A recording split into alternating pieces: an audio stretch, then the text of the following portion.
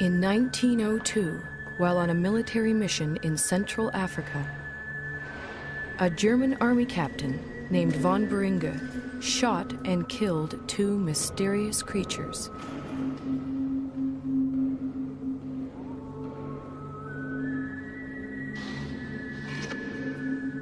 He then sent the skull and bones of one of them back home to Germany.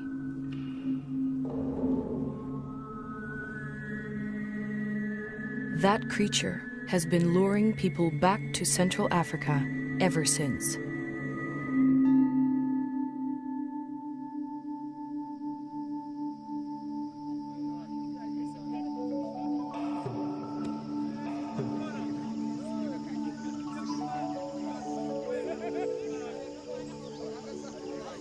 In 1921, American naturalist Carl Akeley made his way to the gorilla's ancestral home. The Virunga volcanoes, in what was then the Belgian Congo.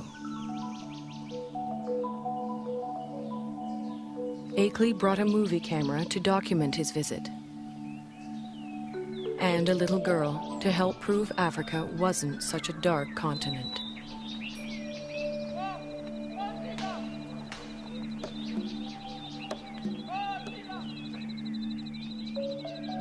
But there was much more to Akeley's expedition.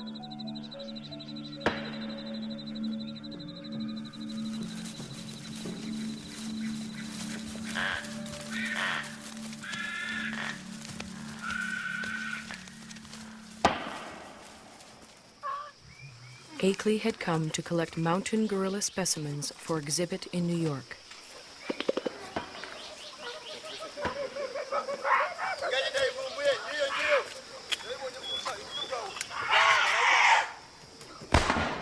But each time the men stared into the eyes of a dead mountain gorilla, they saw a man-like creature staring back at them.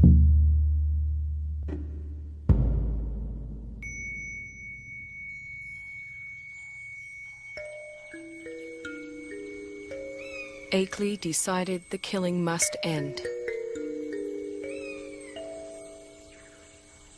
He urged Belgium's King Albert to make a permanent sanctuary of the gorilla's home.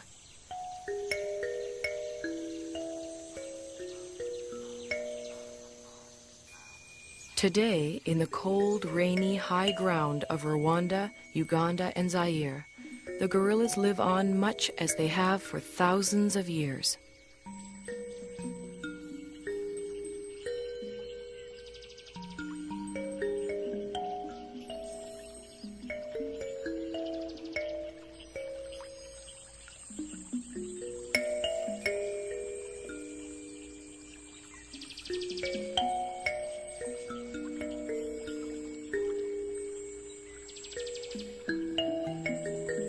Only now their mountain home is tiny and isolated, pressed in on all sides by people and farmland.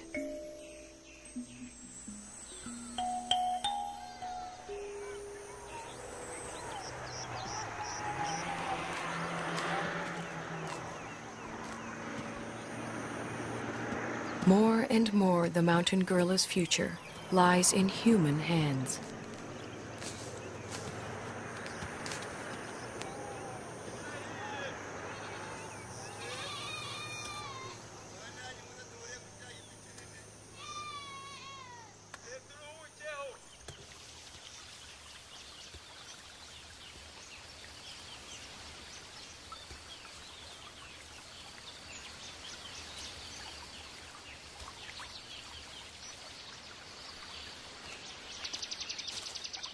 American field biologist George Schaller was the first person to study mountain gorilla behavior.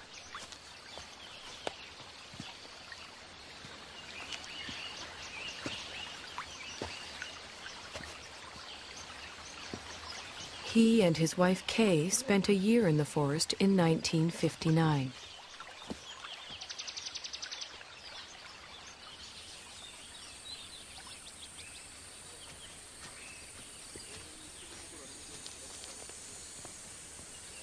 A number of other scientists have followed. Among them, current director of the Karasaki Research Center, Diane Doran. Hi. Hi. You made it. Good to see you. Hi. Hi, nice to see you. You made it just in time. The patrol's going out, and I was going out to see gorillas in Barabagwiza. Would you like to come along? Wonderful. Great. Okay. Tugende.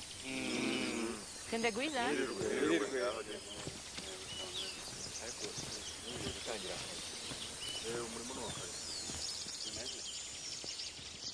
Gorilla researcher Diane Fossey established Karasaki in 1967 in the forest she grew to love.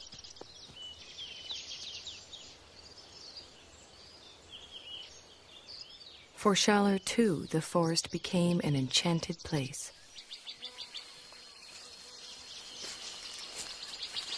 Some of my most magical moments with wild animals were watching gorillas, staying with them day and night. I used to do all my own gorilla tracking. You walk along slowly, you see the broken vegetation, you smell the animals. There's the musty, somewhat sweet odor of gorillas in the air.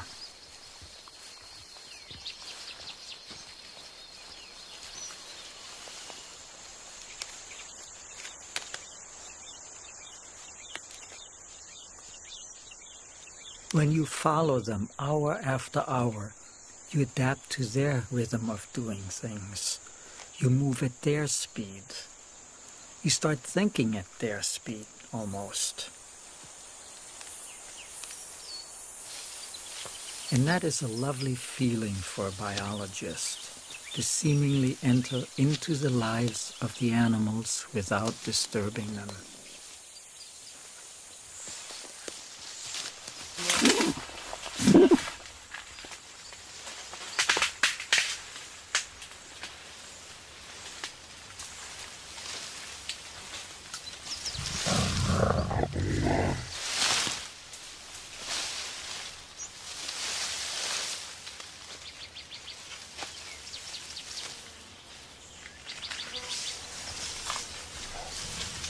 When approaching the animals, scientists try not to be too quiet. Mountain gorillas like to know when people are near.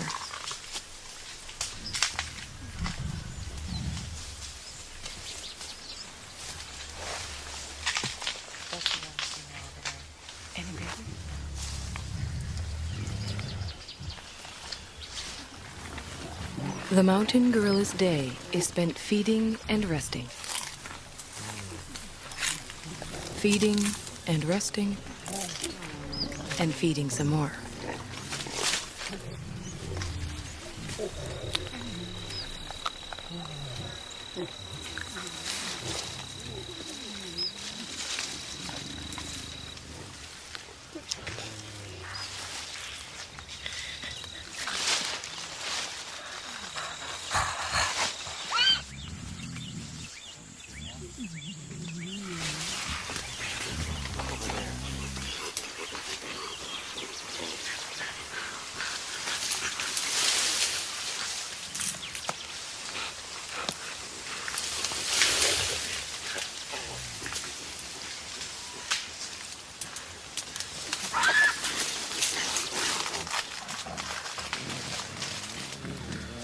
There are only a few hundred mountain gorillas left in the world. Most live as part of a family.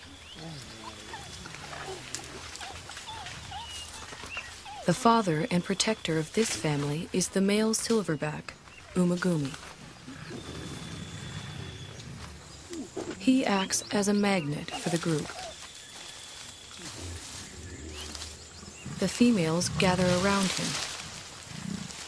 Their infants and offspring gather around them.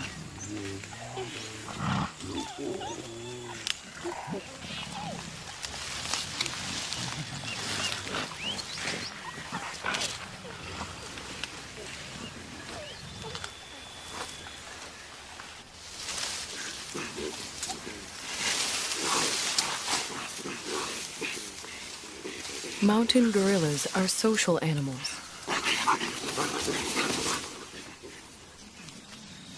The closeness begins in infancy.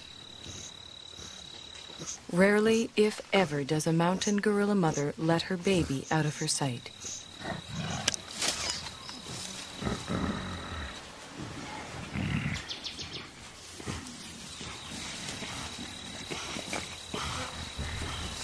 The baby, for his part, likes nothing better than to make contact with the other members of the group.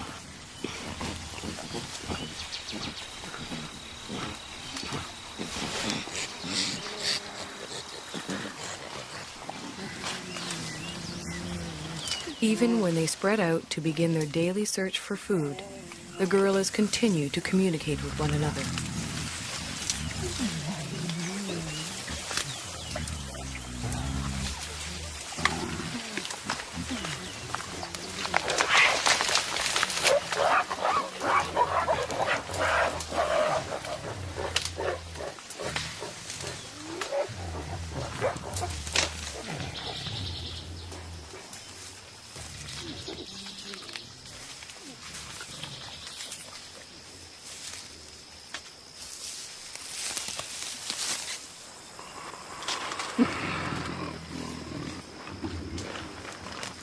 While the adults devote most of their waking hours to foraging for food, the youngsters devote most of theirs to play.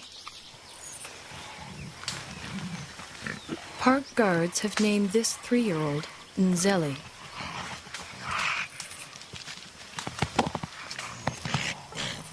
They call his friend Imvura.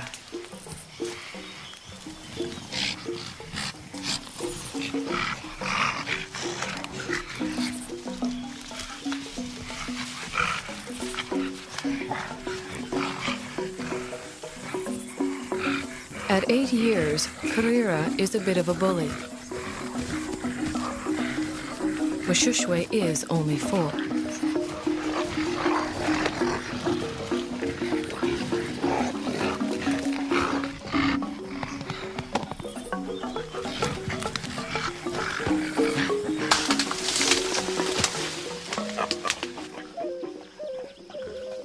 The games they play help the youngsters determine their status in the group.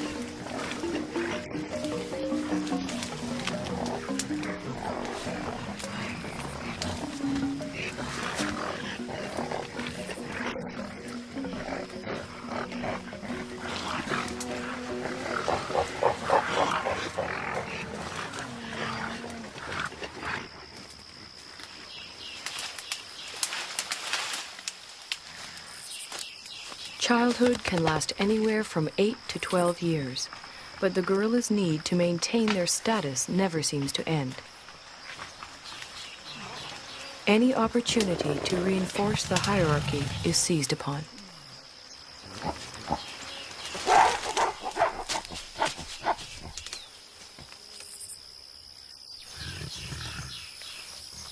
Then comes young adulthood.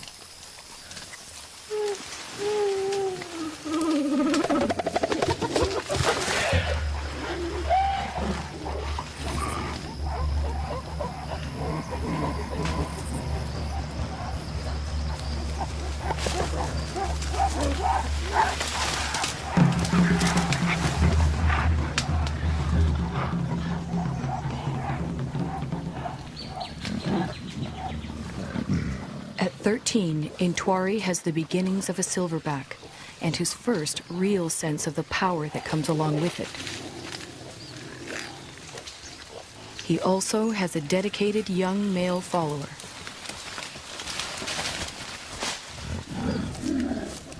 But what Intwari really wants is the attention and allegiance of the females in the group.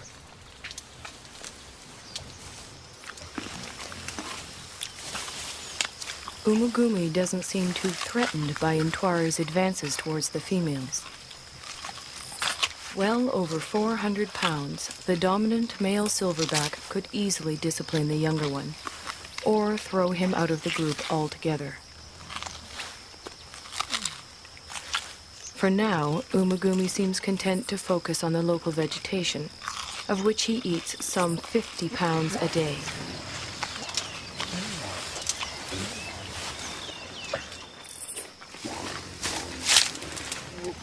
Mountain gorillas are mainly vegetarian, with a few ants and grubs thrown in for good measure.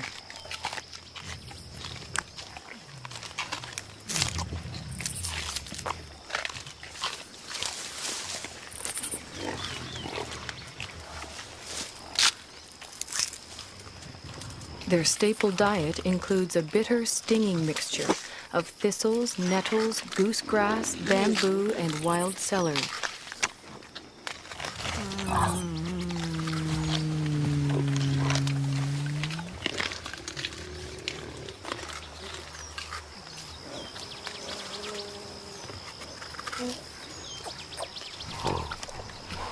Although he has already begun to experiment with the food his mother likes to eat, Abumwe will continue to rely on her milk until he's 3 years old.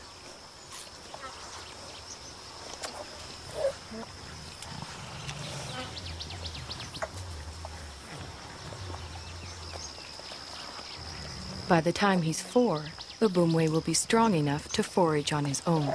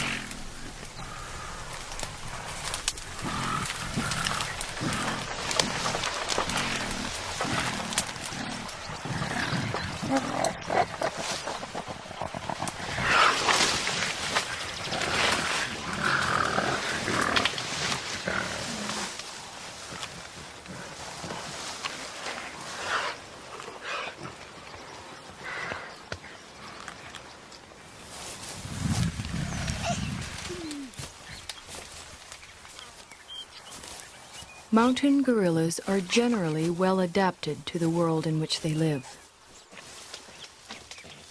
But however idyllic their home may appear, for the youngsters in the group, the mountains hold many perils.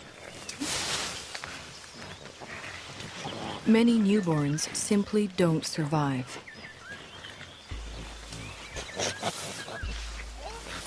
Mbele gave birth 2 days ago. It will be several months before she can even let go of her baby, much less let him out of her sight.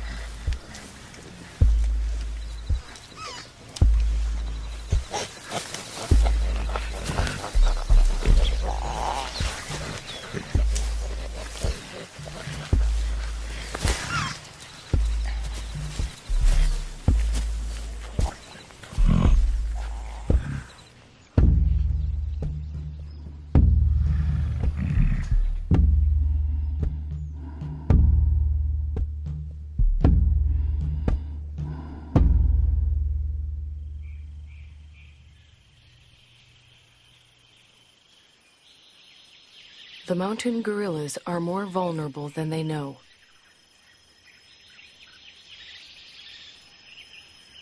Their ancestral home is much smaller than it once was.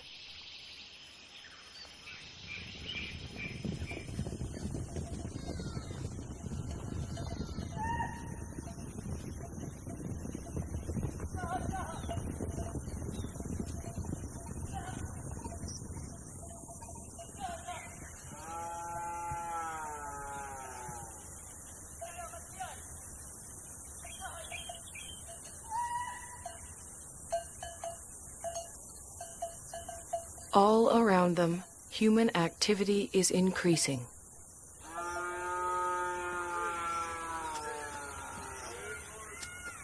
Yet the mountain gorillas continue to live and move in ways familiar to them for generations.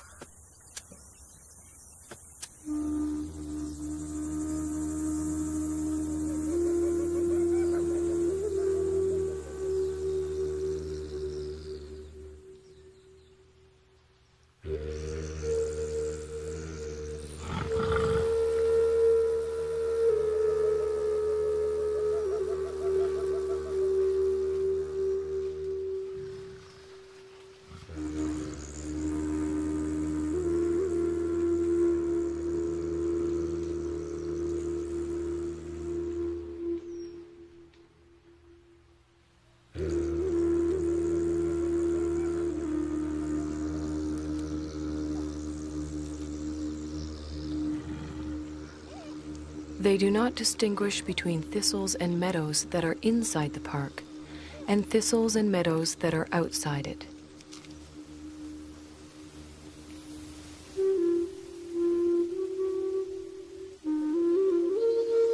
They simply go where their never-ending search for food takes them. Only now they find others there.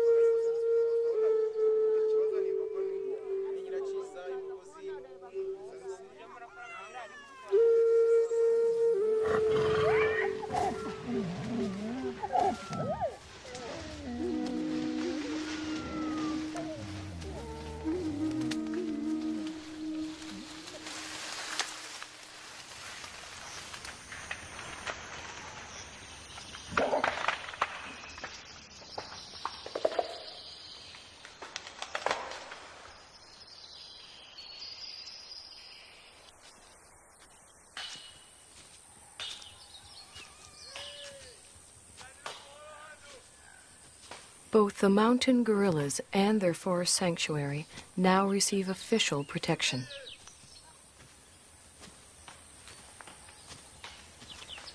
Park guards and anti-poaching patrols go to the forest every day.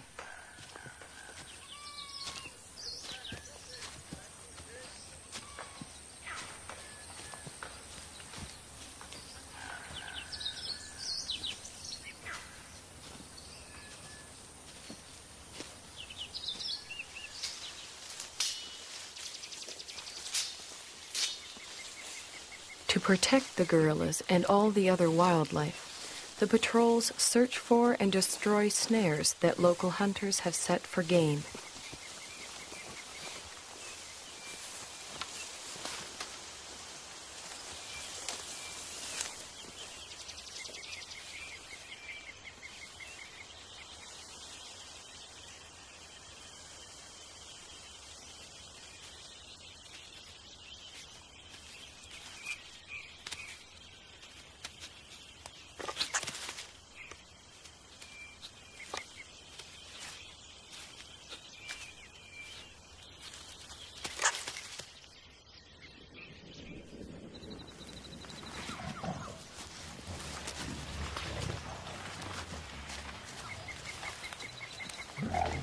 The guards search the forest, checking on the gorilla's whereabouts and welfare.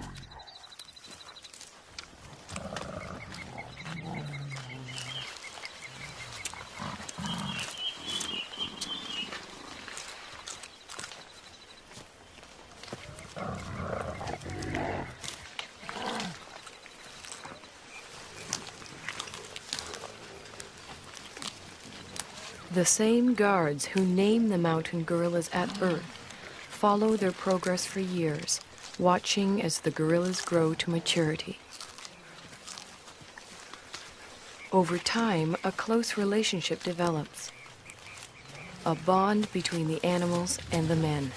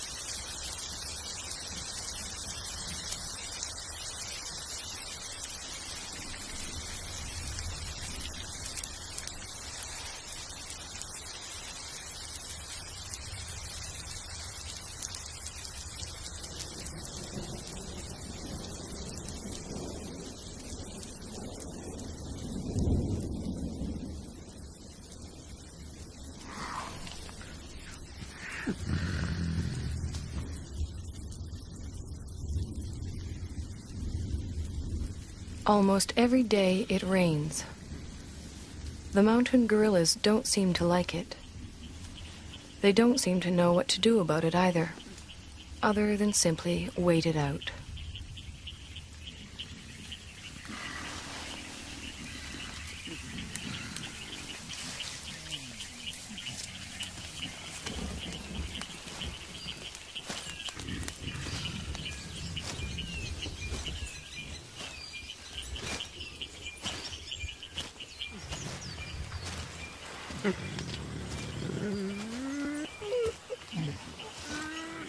At least the rain provides them with a rich supply of food.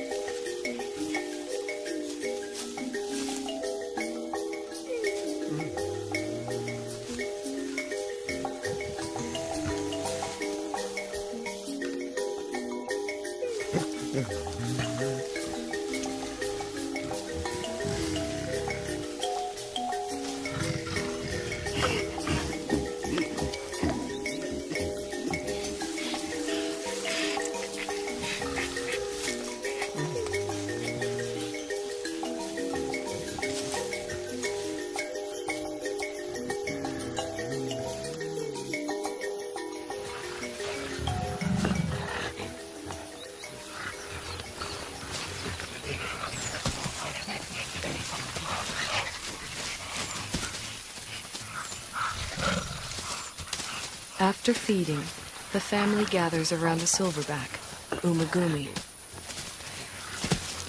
While the adults rest, the youngsters play.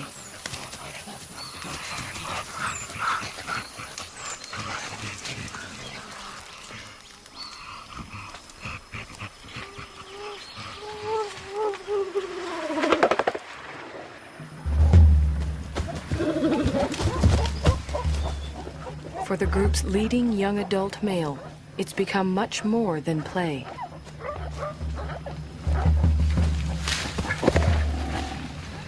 Left unchecked, Intwari's newfound strength could eventually tear the group apart.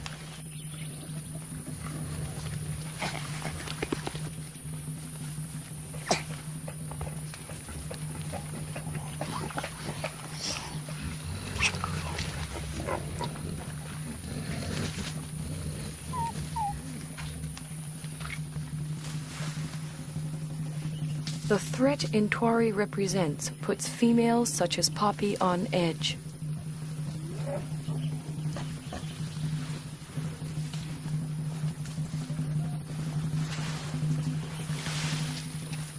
Determined to get some kind of reaction from the others, Intwari bites into an inedible plant and contemplates his next move.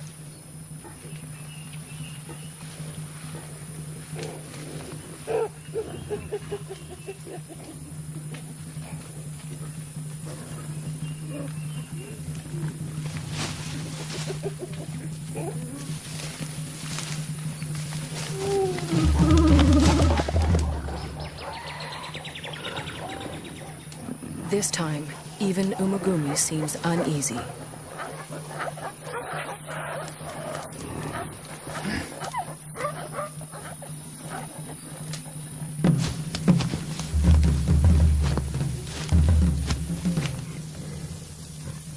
Intwari is presenting himself as their new leader, but the females don't see it that way.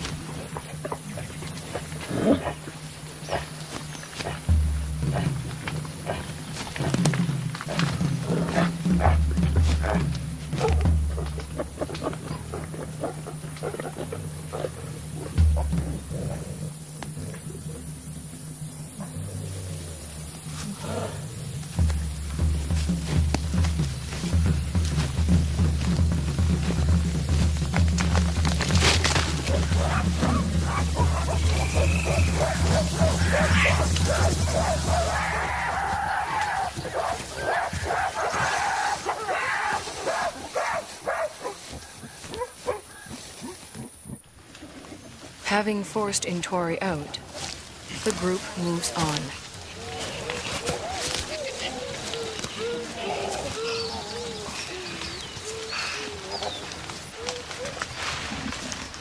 Before she joins them, Poppy, still vibrating with excess energy, vents it on the first young male she can find.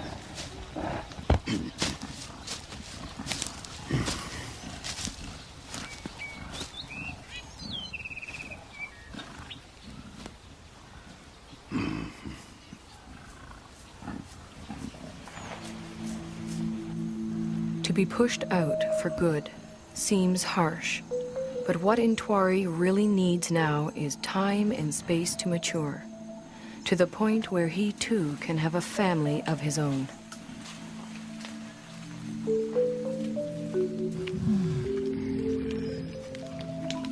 The next few years are critical for Intwari.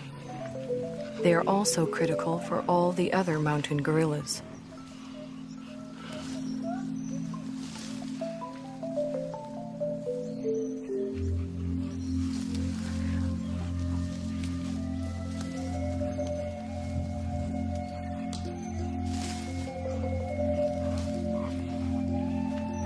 Whether the outside world will allow Intwari and the others the time and space they need is an open question.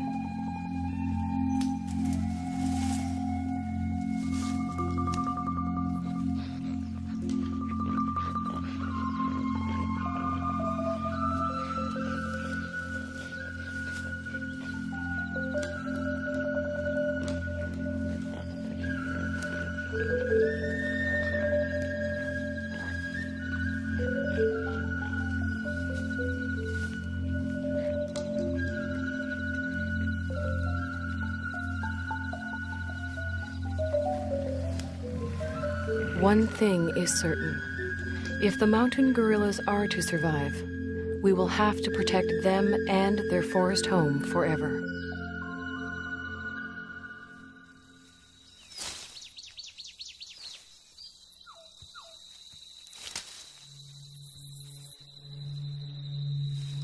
If we ever turn our backs, they'll be gone.